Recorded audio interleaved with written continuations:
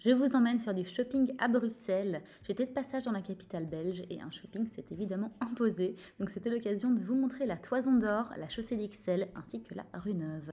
Si vous n'êtes pas encore abonné, n'oubliez pas de soutenir la chaîne et je vous laisse avec les images et la voix off. C'est parti. On commence avec la Toison d'Or. Je suis pas de Bruxelles, donc à la base, c'est un quartier qui m'était pas vraiment familier, mais on devait passer chez Tommy Hilfiger pour Théo, donc forcément, je me suis laissée tenter. Comme vous pouvez voir, la pluie est au rendez-vous, et comme dirait Angèle dans sa chanson, en Belgique, il n'y a pas de lumière du jour 6 mois dans l'année, et c'est plutôt vrai. Donc on commence par Tommy Hilfiger, l'étage pour les femmes c'est au premier, regardez la vue sur le boulevard, c'est plutôt hallucinant. Il y avait plein de jolies choses dans le magasin, mais j'ai dû me résoudre à seulement prendre quelques articles. Après, vous savez, Tommy, c'est vraiment dans ma palette de couleurs et le style, ça se prête vraiment à ma garde-robe, donc c'est compliqué de faire des choix. Mais let's go en cabine d'essayage, essayez tout ça. Alors on commence très fort avec ce pull à mailles torsadées bleu marine. Vous pouvez voir c'est également un pull col en V. Les torsades sont plutôt fines par rapport aux autres pulls à mailles torsadées que j'ai dans ma garde-robe. Et pour l'autre article, et je pense que ça va en surprendre plus d'une, j'ai choisi ce slim. C'est un jean slim tout simplement. Alors c'est pas encore exactement revenu à la mode, mais je pense que comme dans les mois à venir, on va les voir de plus en plus et que c'est compliqué d'en trouver un qui nous aille vraiment bien. Donc je me suis dit let's go, ce sera un truc à pas devoir rechercher assidûment plus tard. Autre article, ce petit pull, encore une fois à mailles torsadées, cette fois-ci crème avec des boutons dorés. Je me souviens plus trop ce qu'il y avait sur les boutons, c'est peut-être le signe de Tommy ou une encre de bateau, peut-être un des deux, je sais plus trop. Alors quand je l'ai pris à la base, je pensais qu'il était à manches longues, donc bon, les manches courtes déjà me convainquent un peu moins parce que je trouve l'utilité un petit peu limitée, sachant que c'est censé tenir chaud, mais c'est quand même sous format un peu t-shirt. Mais le truc qui m'a vraiment pas convaincue avec ce petit pull, c'est qu'en fait quand on ferme les boutons, ça baille pas mal et si vous mettez rien en dessous, clairement, on va voir votre peau en dessous quoi. Donc c'est un nom pour moi pour cet article-là. Ensuite, direction chaussée d'Ixelles, c'est juste à la suite de Toison d'Or. Et il y a cet énorme Uniqlo sur le coin qui vient d'ouvrir, je pense, ça doit être assez récent. Pour les connaisseurs de Bruxelles, il y en a un autre sur rue Neuve également. Et là, j'étais très surprise que celui-ci soit si grand. Il y avait vraiment beaucoup d'articles qu'il y a sur le site, 2-3 trucs qui me manquaient. Mais grosso modo, franchement, ça reprenait pas mal le site. Donc très belle surprise.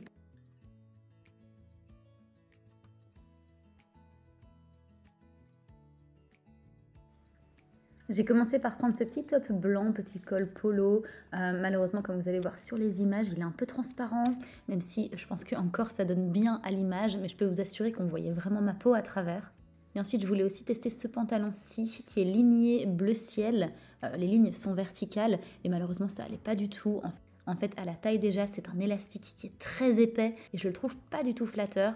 Ensuite, il y a les poches qu'on voit vraiment très fort en dessous du pantalon. Donc en fait, la matière est trop fine pour ce genre de poche.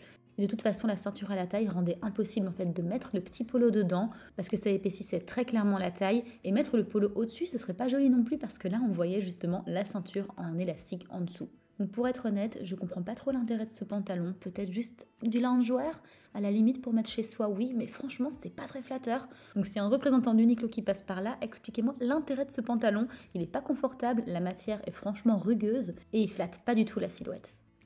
Heureusement, je ne mets pas tous mes œufs dans le même panier, donc regardez le pantalon que j'ai également sélectionné. C'est un pantalon épais.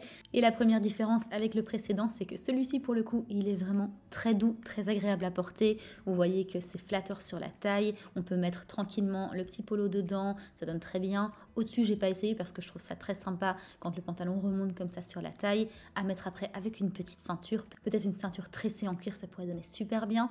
Et celui-ci, je le trouve nettement plus joli. Le tombé est vraiment lourd, ça donne bien. Il tombe super élégamment sur le pied et à l'arrière, il y a des fausses poches, donc ça donne un petit effet tailleur comme ça. Donc c'est clairement un pantalon d'hiver puisqu'il m'a tenu quand même très chaud déjà juste dans le magasin.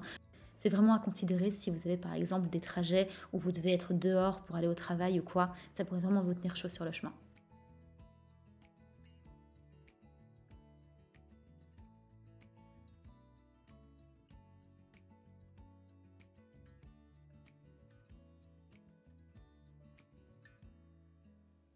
On est ensuite remonté sur la chaussée d'Ixelles, donc voilà à quoi ça ressemble pour ceux qui connaissent pas Bruxelles. J'ai repéré ce Primark qui en fait est vraiment énorme, donc je vous montre quelques rushs que j'ai pris à l'intérieur. Le rez-de-chaussée et le premier étage sont pour femmes et enfants et le troisième c'est pour les hommes, mais il est franchement hyper grand, je me demande même s'il n'est pas plus grand que celui sur la rue Neuve. Et justement, la prochaine destination c'est la rue Neuve, donc la voici. Et pour le premier stop, on va aller chez Lush, donc le magasin de boules de bain, savon, produits de cosmétiques. Je sais que maintenant ils ont aussi une gamme skincare. Je me fais toujours avoir par ce magasin et ses couleurs hyper vibrantes. Donc voilà, on est dedans et on va bien sûr craquer sur un ou deux petits trucs.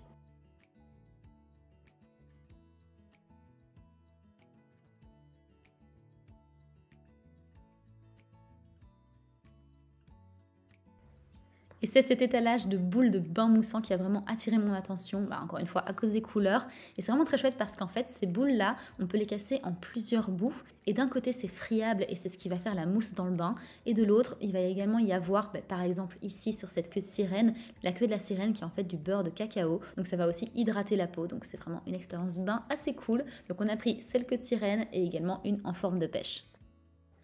Ensuite, c'est direction le H&M qui est plus ou moins en face de Lush. Alors ce H&M là, je le connais assez bien de mon adolescence, de mes années ado, et je l'ai jamais vraiment aimé. Parce que je trouve que la sélection, c'est vraiment pas les articles les plus jolis qui est sur le site. Sur le site, il y a tellement plus d'ailleurs que ce qui est en magasin. Mais je sais pas pourquoi, cette sélection-là m'a jamais trop inspirée. J'ai quand même trouvé 2-3 articles à vous montrer, je voulais les essayer, tester la qualité, mais plus tester pour vous que pour moi, parce que franchement, j'étais pas 100% convaincue déjà des articles. Alors pour commencer, ce polo ligné, alors oui, ok, mais il tombe pas super bien, les grosses lignes n'étaient pas spécialement alignées et j'aurais pas mis le petit col en bleu marine et franchement la matière cassait pas 3 pattes à un canard, donc c'est plutôt un non. Ensuite, toujours pour rester sur le thème des polos, j'ai trouvé celui-ci, mais il était que en taille M ou XL, je pense, donc pas S ni XS. Et c'était au rayon un peu ado, donc les tailles sont un petit peu off par rapport à mes préférences. Tout d'abord, c'est trop décolleté pour moi. Ensuite, c'est crop top, comme vous pouvez voir, donc ça casse un petit peu l'intérêt d'une matière épaisse pour vous tenir chaud. Et ensuite, comme vous pouvez voir, les manches m'arrivent vraiment au coude, donc c'est pas du tout flatteur. Sur les bras, on voit en fait qu'il y a un problème de taille sur ce polo. Ce qui est vraiment dommage parce que je trouvais ça sympa qu'il soit crème, les torsades sont vraiment jolies et le jeu de couleurs bleu, blanc, rouge, ça j'aime beaucoup. Et ça s'inscrit vraiment dans mon look, mais pour le reste, c'est vraiment une question de taille. Vraiment, il n'y en a pas une qui allait bien sur ce polo-ci. C'est un peu dommage, donc opportunité manquée ici. Ensuite, j'ai voulu tester cette robe un peu esprit patineuse. Ce genre d'article, je les portais tout le temps quand j'étais ado ou dans le début de ma vingtaine. Mais là, tout de suite, je trouve que ça me va plus très bien. Ça me plaît plus vraiment non plus. Donc j'ai pris ce petit cardigan pour essayer un peu de flouter l'effet un peu trop jeune, rendre la tenue un peu plus adaptée à mon âge, on va dire, même si bon, il n'y a pas d'âge pour porter quoi que ce soit comme tenue. C'est juste que moi, je me sentirais plus confortable avec un cardigan. Alors le cardigan est mignon, mais j'en ai un qui est très similaire de chez Lily Silk, donc je passe mon chemin. Et finalement l'ensemble n'était pas fou, parce qu'on voit qu'il y a un décalage entre le style du cardigan et celui de la robe, donc c'est un non pour moi.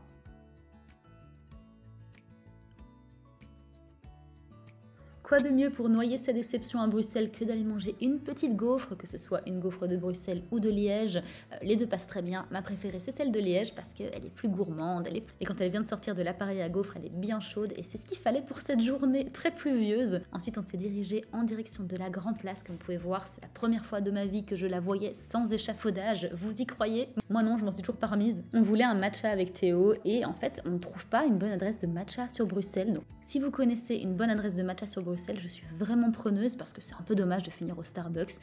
Bon, il y a quand même une chouette vue sur la Grand Place à partir de là, mais je suis sûre qu'on pourrait trouver un bon matcha à aller boire directement sur la Grand Place et admirer les bâtiments aux alentours.